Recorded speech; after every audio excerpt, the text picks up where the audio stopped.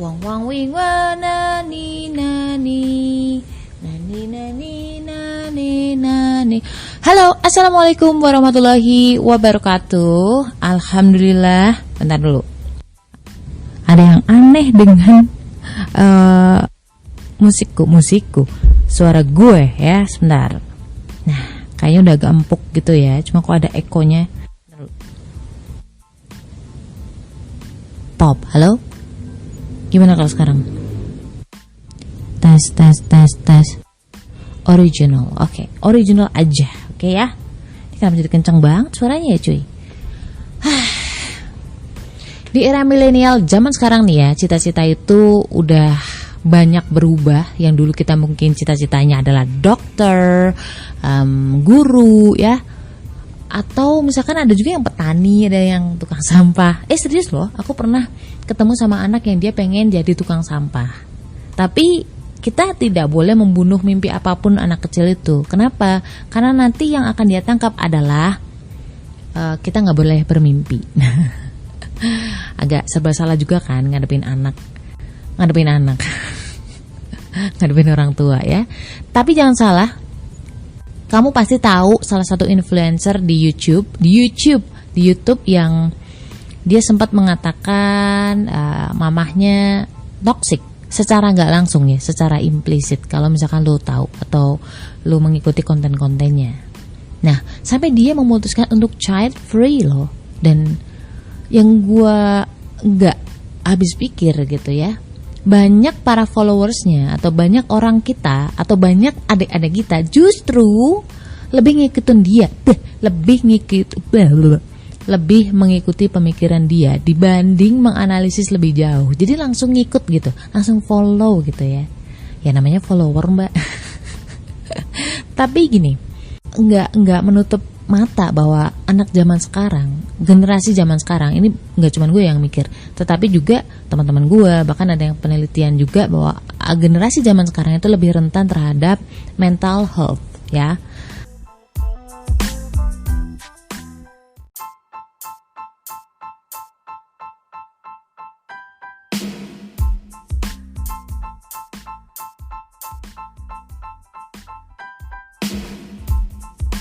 Terlepas itu benar atau nggak benar, namanya penelitian psikologi itu jangan kasih space 100% kebenaran, kasih aja 50%, which is itu artinya, oh ya cukup tahu aja, tapi tidak akan berlaku 100% ke semua orang seperti itu ya, beda sama eksak.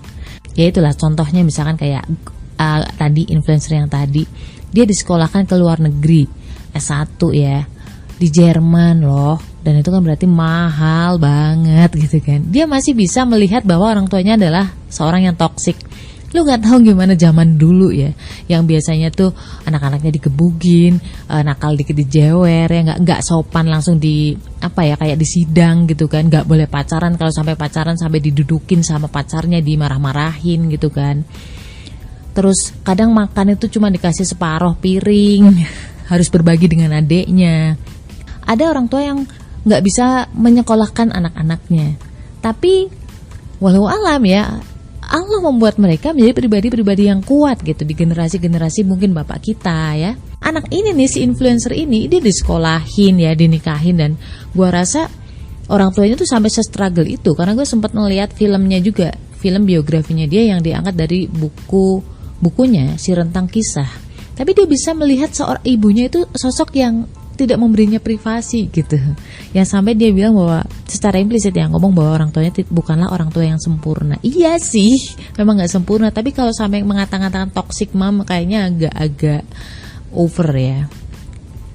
Kalau misalkan orang tua lo tuh toxic, percayalah padaku, cukup sekali buang aja udah ditinggal gitu. Itulah orang-orang yang toxic. Orang-orang yang tidak mau bersabar menghadapi pasangan, menghadapi anak ya, menghadapi orang tua. Itu namanya orang-orang yang toksik, yang gak mau sabar. Jadi mungkin bukan orang tuanya yang toksik sih. Kalau toksik kan tadi ya, pasti dia udah dibuang gitu ke sawah gitu kan, atau di panti asuhan. Jangan-jangan memang anaknya yang toksik. Oke, gue saat ini akan ngomongin tentang kenapa sih generasi zaman sekarang tuh katanya rentan depresi. Mungkin ini dari sisi sudut pandang gue pribadi dan juga dari pengamatan gue. mungkin beda dari penelitian-penelitian lo atau penelitian-penelitian teori-teori psikologi yang lain. But tidak ada salahnya kalau misalkan ini bisa bermanfaat buat lo, kenapa enggak? Oke? Gini, pada dasarnya manusia itu tuh mudah banget terinfluence ya.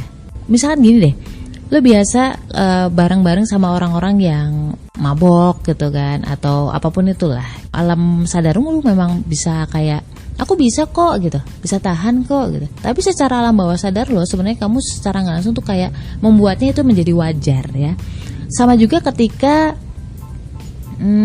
kamu terbiasa membaca segala sesuatu yang sifatnya negatif, buku-buku yang sifatnya negatif, yang kurang baik, termasuk komen-komen yang tidak baik. Kamu terbiasa mengonsumsi itu. Dalam alam sadar kamu seolah-olah aku baik-baik aja kok gitu ya. Tapi kalau kamu mau jujur, dalam hati kamu itu tetap ada rasa kayak terbersit, tersobek-sobek dengan silet gitu.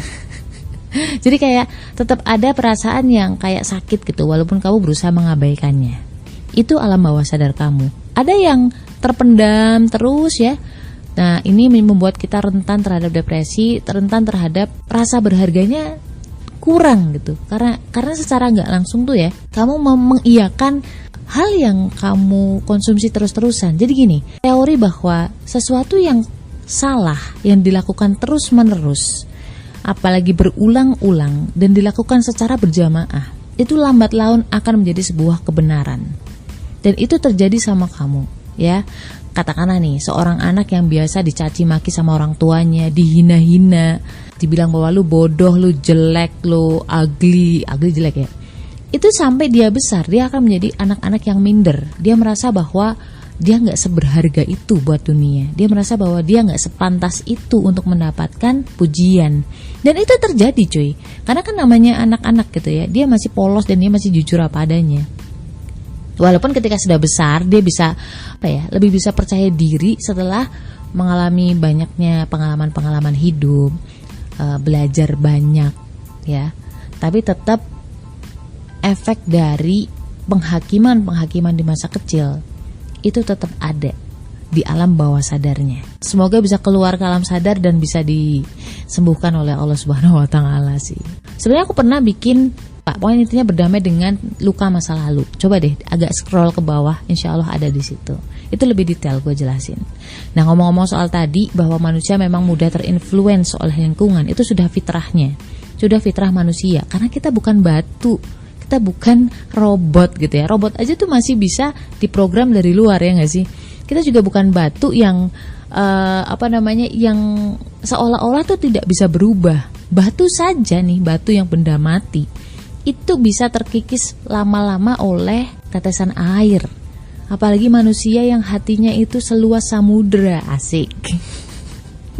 Makanya di Islam itu bilang bahwa berkumpullah dengan orang-orang yang soleh.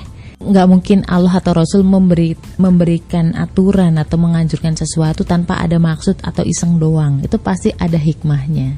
Kalau misalkan lu bergaul dengan orang-orang yang soleh ya, insya Allah kamu akan ikut ke bawah gitu. Karena standar hidup kamu akan mulai lama-lama terinfluence gitu.